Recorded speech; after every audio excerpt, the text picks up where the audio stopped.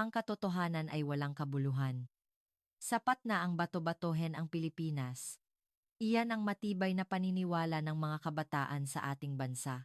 Ang baluktot na pag-aakalang nakahihigit sila at ang di mapigilang inggit sa Japan, isang bansang nangunguna sa mundo na isinubo sa kanila mula pa noong bata sila.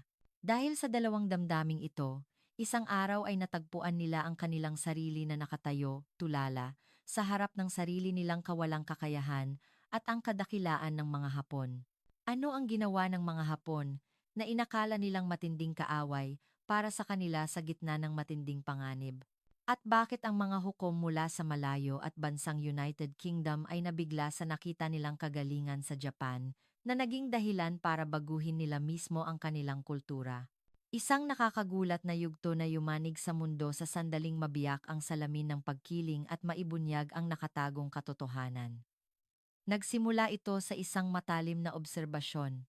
Ang Kabanata 1, mga kabataan sa Pilipinas na nabigla at natauhan sa harap ng mabilis na pag-unlad ng Japan. Mas maraming kabataan ngayon sa Pilipinas ang nakakaramdam ng kawalang kasiyahan dahil sa paglago ng ekonomiya ng Japan at ang relatibong paghina ng sarili nilang bansa kaysa sa katotohanan ng kasaysayan. May isang dayuhan na nagsabing, ang katotohanan ay hindi mahalaga. Ginagawa lang nilang target ng kritisismo ang Japan para maibuhos ang kanilang kawalang kasiyahan at damdamin ng pagiging hamak. Ano nga ba ang eksaktong kaganapan? Simulan na natin ang ating kuwento ngayon. Kumusta po? Ako po si Renato. Isa lang akong ordinaryong lalaki sa edad na 20. At lumaki ako na tinanggap ang mga aral sa kasaysayan na itinuro sa eskwelahan mula pa noong bata ako. Sa aming aklat aralin, itinuro sa akin na ang aming bansa, Pilipinas ang naghatid sa modernisasyon ng Japan. Sa pakikinig tungkol sa pagtatayo namin ng riles at paaralan, at sa pagpapaunlad namin ng kanilang industriya, natural lang na naisip ko na ang Pilipinas ang gumanap ng papel sa pagpapaunlad ng Japan. Hindi ko kailanman kinuwestiyon ang edukasyong iyon. Ngunit habang nagkakaedad ako at sinusundan ang balita, napansin ko na patuloy na binabatikos ng aming bansa ang Japan tungkol sa nakaraan at mga isyu sa giyera. Inuulit ng Pilipinas ang mga nakaraang problema at iginigiit na hindi raw sapat ang paghingi ng tawad ng Japan o ang bayad pinsala. Noong una, hindi lang ito kaaya-ayang balita, ngunit habang tumatagal, naiinis ako sa iginigiit ng aming bansa. Naisip ko kasi na marami na kaming naitulong sa Japan. Ganito rin ang iniisip ng mga tao sa paligid ko. Nakikipag-usap ako sa mga kaibigan na nagsasabing, hindi patas ang pag-atake ng Japan sa aming bansa at unti-unti akong nagkaroon ng negatibong damdamin sa Japan. Tila inaatake ng Japan ang aming bansa bilang nagkasala sa nakaraan, ngunit itinago naman nila ang kanilang sariling problema. Tila sila isang bansang makasarili. Noon, nagsimulang sumikat ang mga anime at drama ng Japan. Naiinis ako tuwing tinatanong ako ng mga kaibigan ko, bakit hindi mo magustuhan ang kultura ng Japan? Hindi ito kaaya-aya, kaya lalo akong nagkaroon ng negatibong damdamin sa Japan. Pakiramdam ko ay pinipilit akong mahalin ang kanilang kultura. Dahil dito, natural lang na sumali ako sa mga online community at social media kung saan nagtitipon ang mga may parehong pag-iisip. Doon, patuloy ang mga post tungkol sa kung paano binabaluktot ng Japan ang kasaysayan ng aming bansa at ginagawa kaming salarin. Paulit-ulit na iginigiit na nagsisinungaling ang Japan. Kami ang nagpaunlad sa Japan, ngunit sa halip na magpasalamat, kami pa ang binabatikos. Lalong napaniwala ako sa iginigiit na ito.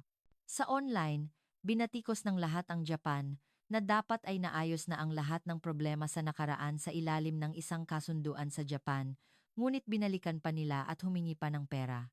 Sumang-ayon ako sa mga salitang ito. Hindi na wala sa isip ko ang tanong na, kung tapos na ang problema, bakit pa ito paulit-ulit na binabalik? Nagtiwala ako na ang Japan ay patuloy na nagbabalik ng mga isyong ito dahil may masamang hangarin sila na batikusin ang aming bansa. Noon, sumali ako sa isang samahan ng mga kritiko ng Japan.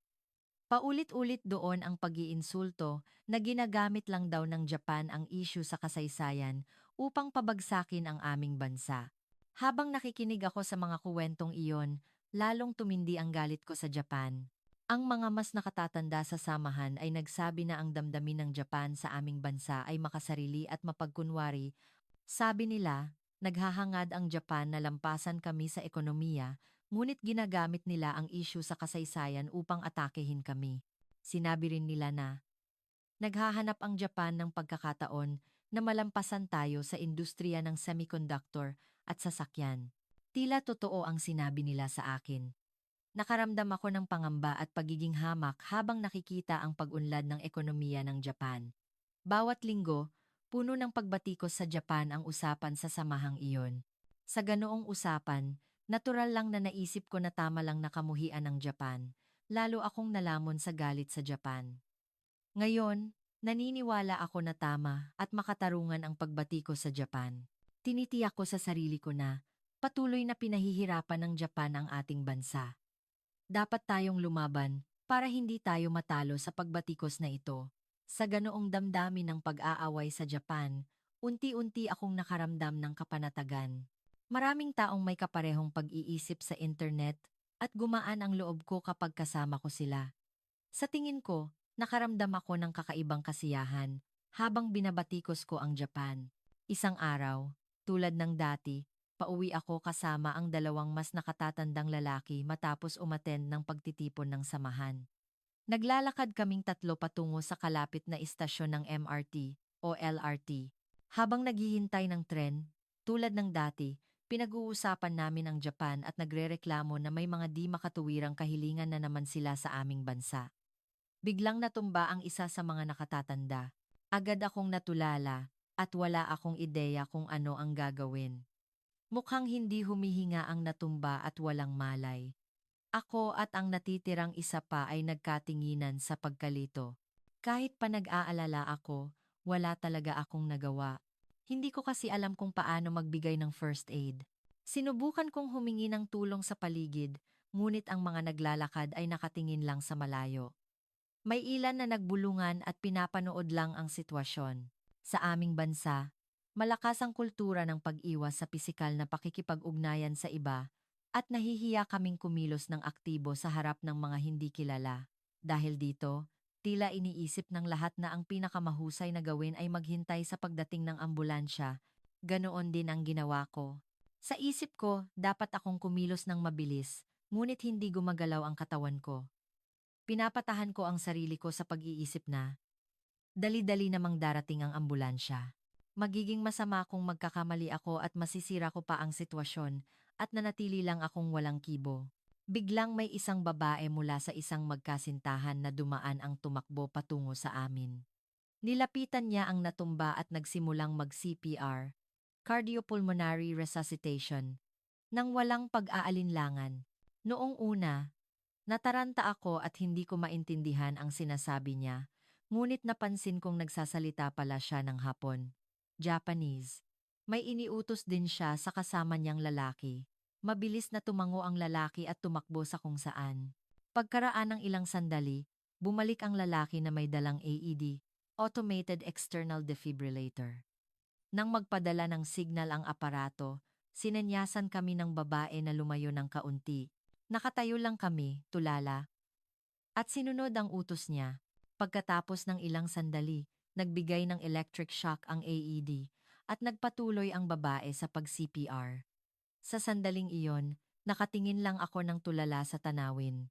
Sobrang hindi ako sanay at nabigla sa katotohanan na ang Hapon na magkasintahan ay kumikilos ng buong puso para iligtas ang isang buhay. Sa kabila ng aking patuloy na negatibong damdamin sa Japan, sila ang nagligtas ng buhay ng kusa habang ako ay walang magawa sa emergency na sitwasyon. Pagkaraan ng ilang sandali, dumating ang mga rescuers tagapagligtas sa MRT. Kinuha ng mga tagapagligtas ang sitwasyon mula sa Hapon na magkasintahan at pagkatapos kumpirmahin ang first aid na ginawa nila, nagpasalamat sila. Mabilis na nagpaliwanag ang magkasintahan at umalis sa lugar. Walang hinangad na kapalit, umalis lang sila na parang ginawa lang nila ang dapat nilang gawin at lalo itong nagbigay sa akin ng matinding epekto. Unti-unting nagbalik ang kamalayan ng natumba sa tulong ng mga tagapagligtas. Sinabi sa akin ng isa sa mga tagapagligtas, kung naantala pa ng kaunti, huli na sana. Nang marinig ko ang mga salitang iyon, kinilabutan ako. Naisip ko na baka hindi naligtas ang matanda kung wala ang Hapon na magkasintahan. Sa sandaling iyon, napuno ako ng magkakahalong emosyon. Hindi maalis sa isip ko ang larawan ng mga Hapon na kinamumuhian ko, na kusang loob na nagligtas ng buhay sa kritikal na sandali. Ang natira lamang matapos silang umalis ay ang aking kawalang kakayahan at kahihiyan. Nalilito pa rin ako. Sinubukan kong paniwalain ang sarili ko na baka nagkataon lang, na baka espesyal lang ang Hapon na magkasintahan na iyon, ngunit hindi maalis sa isip ko ang tanawing iyon. Ligtas na gumaling ang natumba sa ospital. Simula noong araw na iyon, hindi na ako nakatulog dahil sa komplikadong mga iniisip.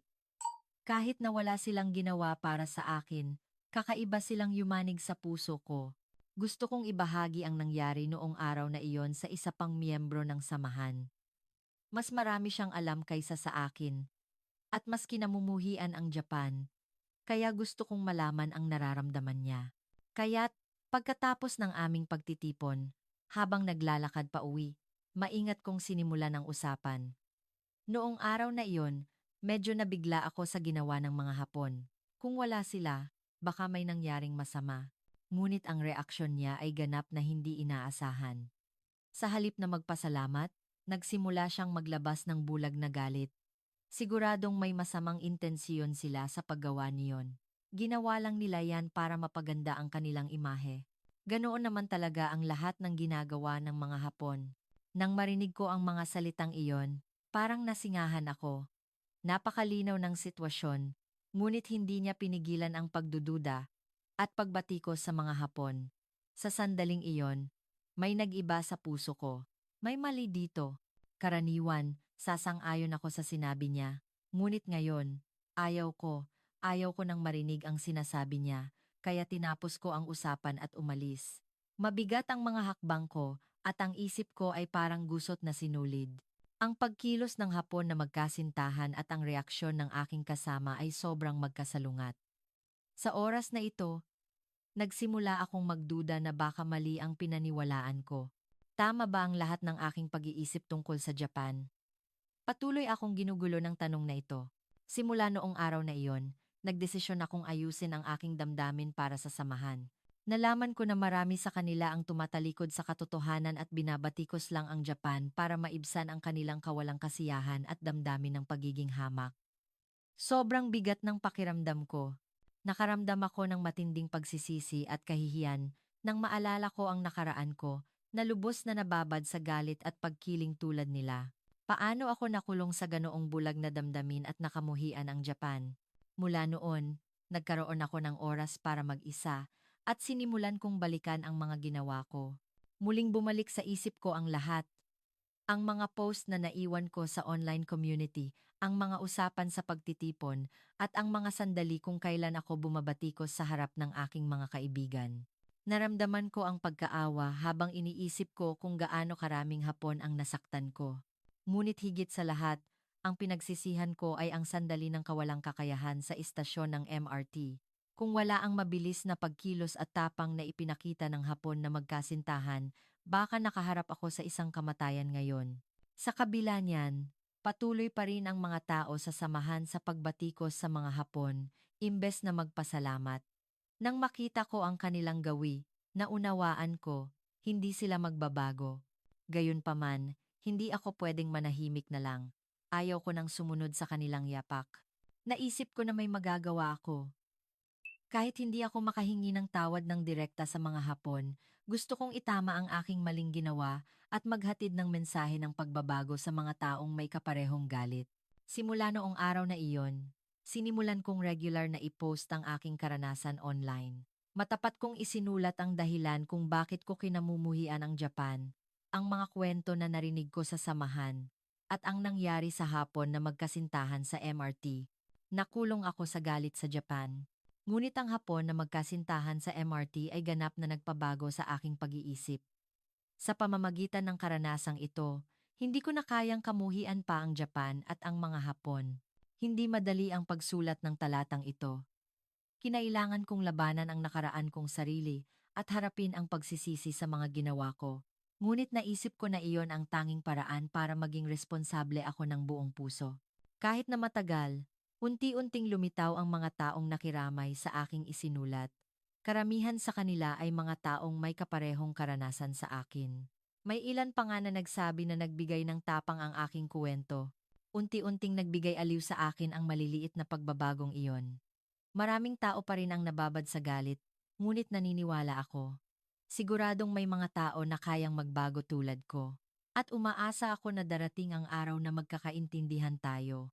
Kabanata 2. Ang nakakagulat na episodyo sa Unibersidad ng Oxford. Nagsisimula na ang pangalawang yugto. Sa isang lecture hall ng Oxford University sa United Kingdom, nagsimulang sumiksik ang maraming estudyanteng Tsino upang makapasok sa lecture hall nang hindi pumipila. Nabigla ang mga estudyanteng nakapila at nagreklamo sa nakita nilang iyon. Ano nga ba ang eksaktong kaganapan? Simulan na natin ang ating kuwento ngayon. Kumusta po? Ako po si Ellie, at nag-aaral ako sa Oxford University sa United Kingdom. Ang Britain ay isang bansa na may mahalagang papel sa kasaysayan ng mundo at may mga labi ng iba't ibang panahon at kultural na pamana na mahusay na napangalagaan. Sikat ang Stonehenge Tower Bridge ng London at Windsor Castle at maraming turista mula sa buong mundo ang pumupunta sa UK. Naglabas din ang UK ng maraming world-class na manunulat tulad nina William Shakespeare, Charles Dickens, at Jane Austen. Bukod pa rito, nagtakda ang UK ng pamantayan para sa panitikan at mula sa batas ng paggalaw ni Newton at teorya ng grabitasyon hanggang sa evolusyonaryong teorya ni Charles Darwin, biolohiya, pilosopiya, relihiyon, at agham panlipunan. Ang pag-unlad ng agham ng UK ay may mahalagang papel sa pangunguna ng buong mundo sa modernong agham at nagpapatuloy pa rin. Ang English, na ginagamit ng mga tao sa iba't ibang bansa sa buong mundo, ay nagmula sa UK, at ang musika, pelikula, fashion, at sining ng UK ay sikat sa buong mundo.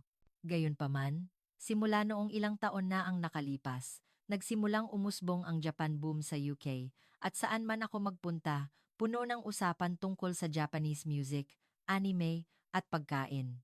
Sa totoo lang, kahit na iniisip ko na kahanga-hanga ang Japan, inakala ko na isa lang itong bansa sa Asya. Sa kultura at kasaysayan, naniniwala ako na mas nakahihigit ang mga bansa sa Europa kaysa sa mga bansa sa Asya. Dumanas ang Europa ng iba't ibang panahon ng kasaysayan, mula sa sinaunang sibilisasyon ng Roma at Griego hanggang sa Middle Ages, Renaissance, at modernong panahon. Bukod pa rito, ang Europa ang pinagmulan ng maraming artistiko at panitikang kilusan. Ang Italian Renaissance, French Impressionism, at German Baroque music ay nagsimula sa Europa. Ang mga world-class na artista tulad nina Michelangelo, Leonardo da Vinci, Mozart, at Beethoven ay nagmula sa mga bansa sa Europa at ang kanilang mga gawa ay mayroon pa ring malaking impluwensiya sa buong mundo. Ang mga sikat na kultural na kaganapan sa buong mundo, tulad ng Cannes Film Festival, Venice Biennale, at Oktoberfest, ay ginaganap sa Europa. Dahil ang lahat ng world-class na artista at kultural na kaganapan ay ginaganap sa Europa, gaano nga ba kagaling ang kultura ng Japan, na isa lang bansa sa Asya? Mahirap tanggapin ang katotohanan na lalong sumisikat ang kultura ng Japan sa UK. Dahil sa sobrang pagpuri ng aking mga kaibigan sa Japan, sinubukan ko ring magsaliksik tungkol sa bansang iyon. Nakita ko ang mga larawan noong post-war noong 1950s, at ang hitsura ng Japan noon ay kahabag-habag at iba sa ngayon. Kahit na humanga ako sa kamanghamanghang pag-unlad ng ekonomiya ng Japan, habang nakikita ang kasalukuyan nilang hitsura, gaano nga ba sila umunlad sa loob ng maikling panahon na 70 taon lang? Sa halip, mas naaalala ko ang lumang hitsura ng Japan at naisip ko na ang Japan ay isang atrasadong bansa. Hindi ko maintindihan ang mga kaibigan ko na baliw sa kultura ng Japan sa halip na sa dakilang kultura ng Europa. Ngunit nag-aaral ako sa eskwelahan nang malaman ko ang isang nakakagulat na katotohanan.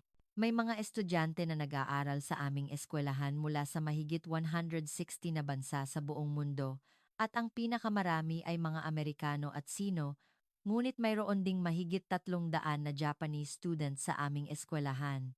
Sikat ang Oxford University dahil sa matinding kompetisyon sa universidad dahil sa mahigpit na pamantayan sa akademiko. Ngunit hindi ako makapaniwala sa katotohanan na maraming Japanese students ang may mataas na marka. Lalo na, karamihan sa mga estudyanteng nakakakuha ng mataas na marka sa pandaigdigang pagtatasa ng akademikong kasanayan ay mga Hapon. Mas nabigla ako sa katotohanan na ang mga Japanese international students ay mas mataas ang ranggo kaysa sa maraming estudyante mula sa buong mundo, kaysa sa pagkalat ng kultura ng Japan sa buong UK, at nagtaka ako kung paano nila nagagawa iyon. Sobrang curious ako sa mga Japanese students kaya hindi ako makatulog sa gabi at sumali ako sa Japanese Studies Circle ng Oxford University kung saan aktibo ang mga Japanese students. Ang Japanese Studies Circle na sinalihan ko ay may maraming Japanese students at mga estudyante mula sa buong mundo na interesado sa kultura ng Japan. Nag-organisa ang circle ng iba't ibang event na nagpapakilala sa pangunahing kultura ng Japan. Maaari akong makaranas ng iba't ibang bagay, tulad ng mga event na nagdiriwang ng tradisyonal na kaganapan, tulad ng Japanese New Year at Obon, at pagsubok na magsuot ng kimono, mga tradisyonal na laro, at paggawa ng Japanese food. Marami ng international students na interesado sa Japan ang sumali, at nag-enjoy ang mga estudyante ng iba't ibang nasyonalidad sa pag-experience ng kultura ng Japan. Sa totoo lang, wala akong interes sa Japan, kaya sumali ako sa circle para obserbahan ng mabuti ang mga Japanese international students, ngunit nakatuklas ako ng isang kamanghamanghang punto na hindi makikita sa ibang tao. Kumikilos sila bilang isang grupo, hindi bilang isang individual, kapag gumagawa ng isang bagay. Bukod pa rito, napaka-metikuloso ng mga Japanese international students. Sila ang unang dumarating at naghahanda para sa mga pagtitipon ng circle at palagi silang nagiiwan para maglinis hanggang sa huli. Habang aktibo ako sa circle, nangyari ang isang insidente. Naghahanda kami ng isang event upang ipakita ang iba't ibang aspeto ng tradisyonal na kultura ng Japan bilang pagdiriwang ng Japanese New Year. Dahil malaki ang plano ng event, marami kaming estudyante na gumugol ng mahabang panahon sa paghahanda at tumulong din ako at nanood sa tabi. Dahil gumugol sila ng maraming oras sa paghahanda kasabay ng pag-aaral, mukhang pagod na pagod ang mga Japanese international students, ngunit lahat sila ay nagsikap sa paghahanda, tumatawa at nagsasabing makakapag-inform sila sa maraming tao tungkol sa Japan. Ganoon ang sitwasyon sa huling bahagi ng paghahanda ng event, ngunit biglang sinabi ng isang kaibigang Hapon na responsable sa mga larawan ng tradisyonal na tela ng Japan na nawala ang malaking bahagi ng mga larawan na ipapakita. Maraming kaibigan ang nabigla at nakatingin sa kaibigan na Hapon. At ang Japanese international student na nawalan ng mga larawan ay hindi mapakali na may luha sa kanyang mga mata. Natural lang iyon. 2 araw na lang bago ang event. At kailangan na naming isuko ang pagpapakita ng mga larawan. Ngunit may nangyaring kahanga-hanga. Sa sandaling sinabi niya na nawala ang mga larawan, maraming Japanese students ang hindi siya binatikos, kundi kinuha ang kanilang mga mobile phone at nagsimulang makipag-ugnayan sa kanilang mga pamilya at kaibigan sa Japan. Sa loob lang ng ilang oras, nakatanggap sila ng higit sa 1,200 na file ng mataas na kalidad na larawan ng mga kimono na kinunan ng kamera, hindi ng smartphone. Nabigla ako, ngunit nagkaroon pa rin kami ng isa pang problema. Kahit na natanggap namin ang mga larawan, sinabi sa amin ng ilang photo lab na aabutin ng hindi bababa sa 1 linggo para ma-develop ang maraming larawan. Hindi sumuko ang mga kaibigang Hapon, naghati-hati sila sa pagtakbo, at naghanap ng isang lugar kung saan mabilis na mai-develop ang maliit na bilang ng mga larawan. At sa huli, matagumpay nilang natapos ang exhibition sa huling sandali. Ang dahilan kung bakit ako nabigla habang pinapanood ang tagpong iyon ay kung nangyari ang problema dahil sa pagkakamali ng isang individual sa mga Ingles. Ang resulta ay batikos, ngunit walang Hapon ang bumatikos, at lahat sila ay nagtulungan at nakipagtulungan. May ilan pa nga na nag-alo at nagsabing, ayos lang. Habang pinapanood ko ang pagdiriwang ng lahat matapos matagumpay na matapos ang event ng hindi natutulog sa loob ng 2 araw, dahil sa pagkilos ng maraming estudyante ng sabay-sabay dahil sa pagkakamali ng isang individual, labis akong naantig. Nagpakita ang mga Japanese international students ng kakayahan na umangkop sa mga bagong sitwasyon at mabilis na makahanap ng solusyon sa panahon ng krisis. Lalo na, ang paraan ng pagtulong nila sa isa't isa nang hindi bumabatikos ay nagbigay sa akin ng matinding damdamin. Sa halip, nahiya ako sa aking mga pag-iisip na natural lang na mas mababa ang mga bansa sa Asya kaysa sa mga bansa sa Europa. Kapag nakikita ko ang mga Japanese international students. Mula noong insidenteng iyon, nagkaroon ako ng interes sa Japan. At habang nakikipag-ugnayan sa mga Japanese international students, inamin ko na ang Japan ay tiyak na magiging isang pandaigdigang ekonomikong powerhouse. Ang mga Japanese international students ay napaka-organisado, malinis, at laging nagsisikap na gawin ang pinakamahusay sa lahat ng bagay. Hindi sila nagtatapon ng basura sa kalye at nagsisikap silang isaalang-alang at igalang ang iba. Tila marami sa mga Hapon, hindi lang ang mga Japanese international students ang katulad nito. Taon-taon, ginaganap ang Oxford Literary Festival sa aming eskwelahan tuwing tagsibol. Isang kaganapan ito kung saan bumibisita ang mga sikat na manunulat mula sa buong mundo sa Oxford upang makilala ang mga mambabasa at magbigay ng iba't ibang lecture at diskusyon.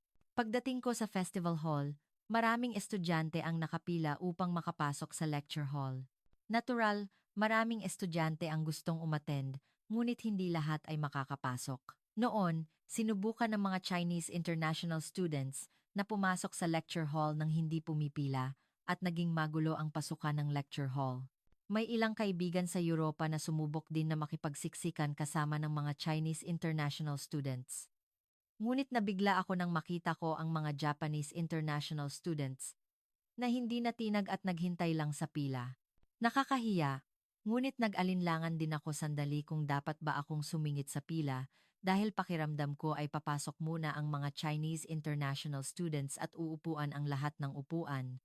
Habang nag-aalinlangan ako, namagitan ang mga staff ng festival at mga propesor at ang mga kaibigan lang na nakapila ang pinayagang makapasok. Masuwerte ako at nakapasok sa lecture hall, ngunit karamihan sa mga estudyante sa loob ay mga Hapon. Nang makita ko ang mga Japanese international students na iyon, lalo akong nagkaroon ng kuryosidad sa Japan at sumama ako sa kaibigan kong Hapon na si Sakura na uuwi sa Japan sa bakasyon para maglakbay sa Japan. Marami ring kaibigan ang gustong bumisita sa Japan, ngunit marami ang sumuko dahil malayo ang Japan at mahal ang gastos sa paglalakbay. Sa totoo lang, maraming kaibigan sa UK ang nahihirapan sa pinansyal dahil sa mataas na antas ng kawalan ng trabaho, mataas na presyo ng bahay at pagkain, at pagtaas ng mga pangunahing gastusin sa pamumuhay matapos ang pandemya, kaya kahit ang mga kalapit na bansa sa Europa ay hindi nila kayang puntahan, kaya't hindi maiiwasan na maraming kaibigan ang nahihirapan sa pagpunta sa malayong Japan. Nakakapamuhay ako ng mas maayos kaysa sa ibang mga kaibigan na nagpapatakbo ng negosyo ng kanilang ama, kaya nakapaglakbay ako sa Japan sa tulong ng aking mga magulang. Tatlo kaming bumisita sa Japan, si Sakura, ako, at ang kaibigan kong si Eva. Sinabi ni Eva na matagal na niyang pangarap na maglakbay sa Japan, at nag-ipon siya ng pera sa pamamagitan ng part-time job sa loob ng mahabang panahon. Curious talaga ako kung ano ang hitsura ng Japan sa personal. Sa totoo lang, humanga ako sa mga Hapon, ngunit mayroon pa ring pag-iisip sa puso ko na mas mababa pa rin ang mga bansa sa Asya kaysa sa mga bansa sa Europa. Ang pag-iisip na iyon ay nawala sa sandaling lumabas ako sa paliparan. Ang paliparan ng Japan ay napakalaki at komportable, at naisip ko na ang pasilidad ng paliparan ng Japan ay higit na nakahihigit kumpara sa mga bansa sa mundo.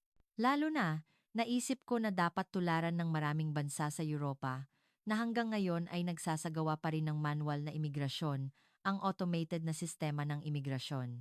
Ang mga Hapon ay kumikilos ng maayos kahit sa paliparan. At makikita rin iyon sa subway habang naglalakbay kami patungo sa condo unit ni Sakura. Ang pasilidad ng subway ay lubhang mas mahusay kaysa sa subway ng UK, ngunit mas kahanga-hanga sa akin ang tanawin ng maraming Hapon na kumikilos ng maayos. Sa totoo lang, ang problema sa subway ng UK ay hindi ang pasilidad, kundi ang amoy ng mga taong umiihi at mga taong walang tirahan sa istasyon.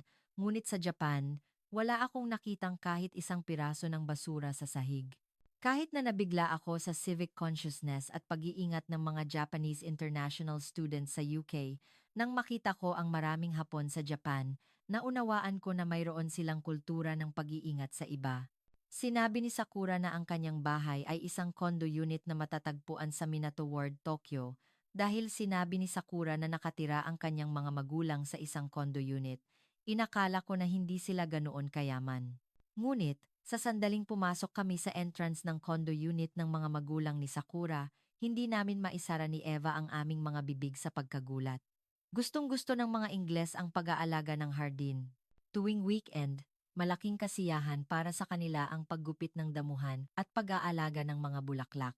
Kaya't mas gusto ng mga Ingles ang isang bahay na may hardin at ang mga taong nakatira sa apartment na isang shared housing ay madalas na nahihirapan sa kanilang buhay pinansiyal. Kaya, mahirap makakita ng mga hardin o bulaklak sa mga apartment sa UK, kundi mga gusali lang. Ngunit ang entrance ng condo unit ni Sakura ay puno ng malalaking puno at pinalamutian ng magagandang landscaping na parang naglalakad ka sa isang trail sa isang kagubatan.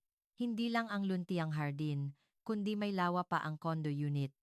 Maraming bata ang malayang tumatakbo sa condo unit. At ang mapayapang tanawin ay napakaganda. Pakiramdam ko ay pumunta ako sa isang well-maintained na parke, hindi sa isang condo unit. Paulit-ulit kaming pumuri na kahanga-hanga ang mga condo unit sa Japan habang papunta sa bahay ni Sakura. Kahit ang elevator ng condo unit sa Japan ay hindi kapani-paniwalang mabilis at komportable. Sa sandaling pumasok kami sa bahay ni Sakura, napasigaw si Eva.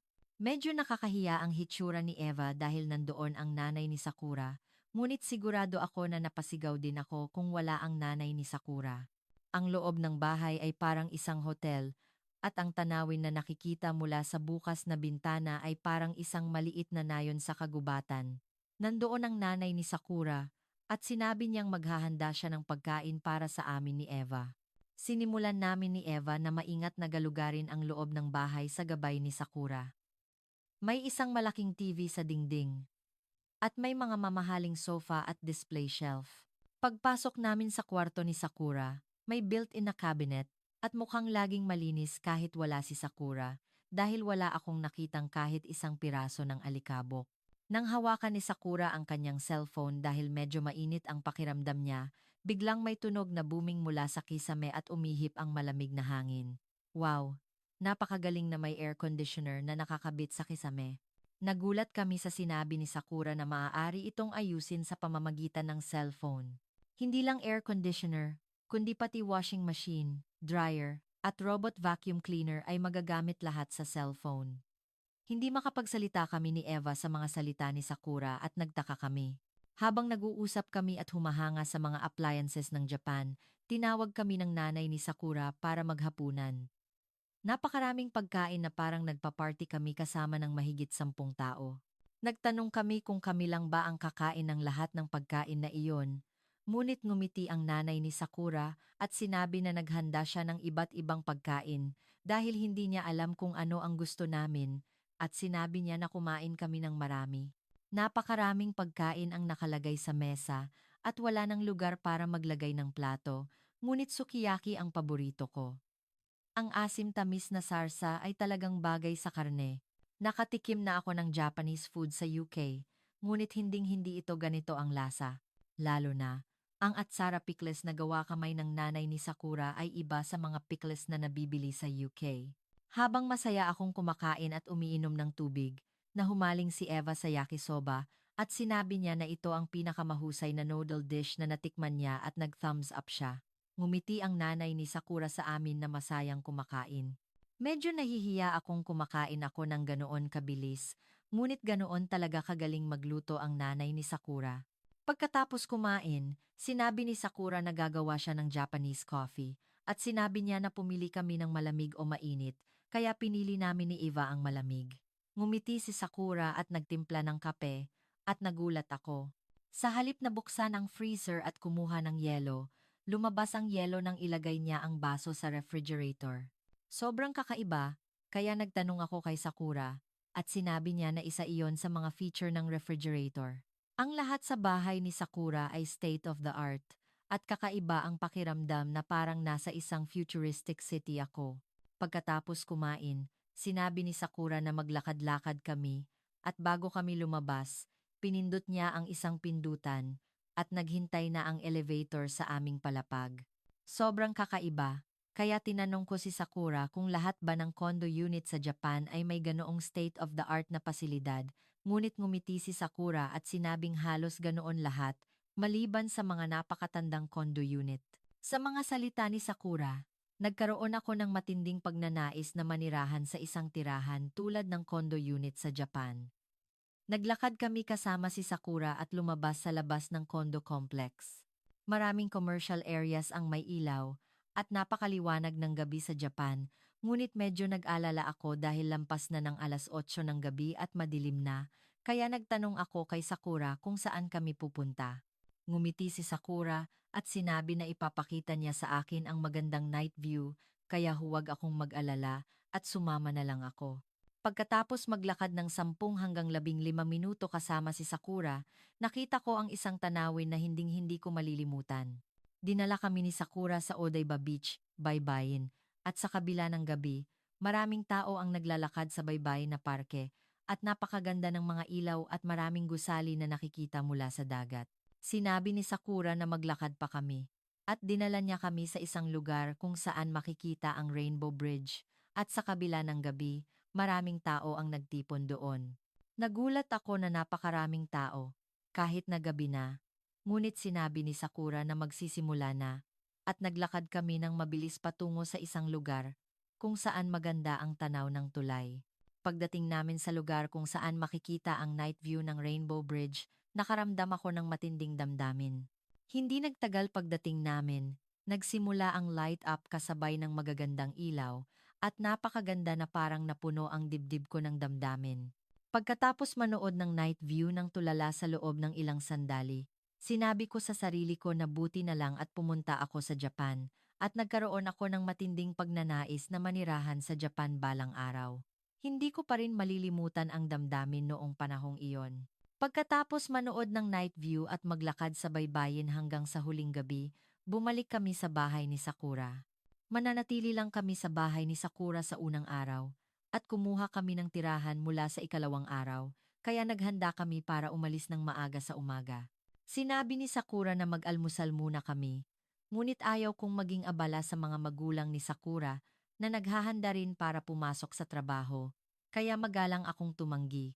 Ngunit ngumiti si Sakura at sinabing kumain muna kami ng almusal at hinila ang aming kamay palabas.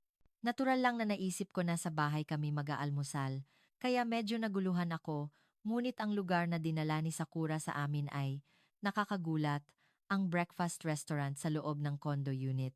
Ipinakilala ni Sakura ang breakfast restaurant sa loob ng condo unit, at sinabi na madalas silang kumain doon noong nag-aaral pa siya, dahil abala ang kanyang mga magulang sa paghahanda para pumasok sa trabaho sa umaga at kumakain lang ng simpleng toast at kape. Kahanga-hanga na may almusal sa loob ng condo unit. Ang almusal ay light meal, ngunit maganda ito para sa isang light meal. Naglakad-lakad kami sa paligid ng condo complex pagkatapos kumain at wala kaming nakitang kulang sa mga condo unit sa Japan. May gym, sauna, pool, golf course, reading room, at maging cafe. Tila magiging maayos ang buhay ko kahit hindi ako lumabas kung manirahan ako sa ganoong lugar. Paulit-ulit kaming pumuri na kahanga-hanga ang condo unit ni Sakura, ngunit nagpakita si Sakura ng walang emosyong ekspresyon at sinabing, ang mga bagong condo unit ngayon ay mayroon ding mga sinehan at rooftop pool na parang mga hotel, at sinabi pa niya na mas marami pang mas magagandang condo unit. Noong una, nagduda ako kung may ganoong condo unit nga na may sinehan at rooftop pool na parang hotel, ngunit naisip ko ang condo unit ni Sakura, at naisip ko na baka mayroon ng mas magagandang condo unit kaysa sa condo unit ni Sakura. Lumipat kami ni Eva sa tirahan na aming na-reserve, at nag-tour kami sa mga lugar na sinulat ni Eva na dapat niyang bisitahin bago pumunta sa Japan. Sinabi ni Sakura na siya na ang gagabay sa amin. Ngunit sinabi ko sa kanya na mag-enjoy siyang makipagkita sa mga kaibigan na hindi niya nakita sa mahabang panahon at magkaroon siya ng magandang oras kasama ang kanyang pamilya At nagpasalamat ako sa kanya at tumanggi. Binisita namin ang Asakusa, Tsukiji Market, Imperial Palace, Ginza, Tokyo Tower, Shibuya, Harajuku, at Skytree na pinlano ni Eva. Gusto rin ni Eva na pumunta sa museo. Ngunit puno ang aming schedule kaya sayang at hindi na kami nakapunta. Pagkatapos mag-tour sa iba't ibang tourist destination, bumalik ako sa UK na punong-puno ng pagnanais na manatili pa ng mas matagal at makita pa ang maraming bagay sa Japan. Ang Japan ay talagang magandang bansa. Nahihiya ako sa sarili ko na inakala ko na mas nakahihigit ang mga bansa sa Europa kaysa sa mga bansa sa Asia bago ako bumisita sa Japan. Ang Japan na binisita ko ay isang bansa na mas maunlad pa kaysa sa mga bansa sa Europa. Gusto kong bumalik sa Japan at mag-tour sa mga tourist destination na hindi ko nakita at sa iba't ibang lungsod sa Japan. At kung magkakaroon ako ng pagkakataon, gusto ko talagang manirahan sa isang condo unit sa Japan. Kung nagustuhan ninyo ang kwento ngayon, paki-subscribe at paki-like at i-turn on din ang notification setting. Babalik ako na may mas nakakatuwang mga kwento. Dito nagtatapos ang team ng paghahanap ng damdamin.